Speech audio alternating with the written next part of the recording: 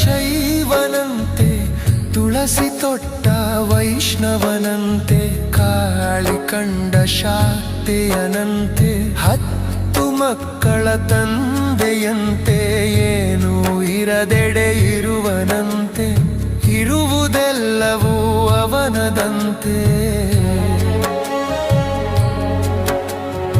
ಎಲ್ಲಿ ಹುಡುಕಲಿ ಗುರುವೇ ತಿಳಿಯದಾಗಿದೆ, ಎಲ್ಲಿ ಹುಡುಕಲಿ ಗುರುವೇ ತಿಳಿಯದಾಗಿದೆ, ಎಲ್ಲಿ ಹುಡುಕಿದರಲ್ಲಿ ನಿನ್ನೆಯ ಛಾಯೆ ಇಂದು ಕಾಣದಾಗಿದೆ.